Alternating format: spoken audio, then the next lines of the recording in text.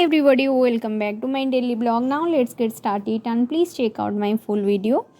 आज सर्वप्रथमे समस्त को जनइबी दुर्गा अष्टमी शुभेच्छा एंड शुभकामना। माँ दुर्गा समस्त सबकि दुख दूर करूँ, समस्त जीवन में ढेर सारा खुशी पूरा भरपूर आनी दिंतु। मु तो आज दुर्गाष्टमी फास्टिंग करी आपण मैंने सब कर कि नहीं कमेंट रे कहे आउ केमती सब करती। मु तो प्रति वर्ष पेंडाल जाए, हाथ में मोर व्रत अच्छी, मथारे माँ सिंदूर अच्छी देखिपे। आबे तो पूजा सारिकी पेंडाल रू पूरा आसी जाइए, जल्दी पलि आसलु कहीं बेसी भिड़ हम लास्ट आम तो पूजा कलु, व्रत व्रत भी पूजा कर सब नहीं पलि आसलु घर को। आउ एबे तो कही जमती कि लघुचाप हम, कहीं लघुचापर किसी गंध बास्ना ना, एबे पूरा पाग भी भल होती। आपण मैंने दुर्गा पूजा बुलाबुली करूँ, एंजॉय करूँ। आउ कौन सब कहते आपण वीडियो रे भी शेयर करूँ। मो वीडियोटा केमती लगुच आपण मैंने निहाती कमेंट रे कहतु। मुझे तो फास्टिंग करी तो गोटे टाइम ही खाइबी, पूजा सारिक आसिक भोग पाई मु सागु कदली नड़िया खाई देइथिली, माने एबे जाए तो खाइनी, खाइबी आगो को। चलतु देखा मो वीडियो रे कौन कौन आज सब हो डेली ब्लॉग रे कौन केमती पूजा बुलिलु, केमती कौन सब कलु, चलतु सेटा देखा। लेट्स गेट स्टार्टेड, चलतु लेट्स सी।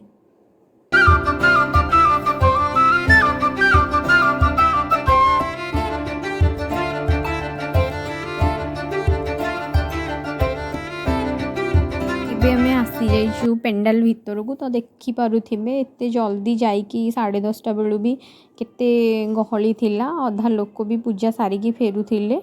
पेंडाल रे देखंतु माँ बहुत सुंदर पूरा रूप, बहुत बढ़िया लगुला।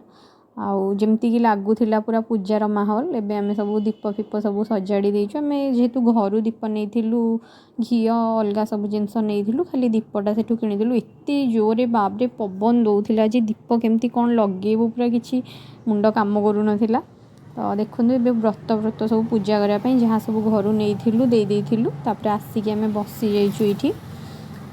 भाउज मु दी जन जाक बसीचु। भाउज मो हाथ में व्रतटा बांधिले, जेहेतु मु फास्टिंग करी से करन, जेहेतु 2 इयर्स बेबी अच्छी, तो से भी करती कि नहीं मुझे जानी। मु तो करे 3-4 वर्ष हार्डली हो मु करुँची, तो करी व्रतटा काली ही खोलिकी पानी रे पकईदेवी। तापर एबे देखंतु बाहर को आम आसचु, बाहर पूरा दृश्य देखंतु, बहुत जोरे खरा होतला।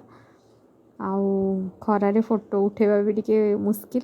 Don't forget to like, comment, share and subscribe to my channel. Till then take care.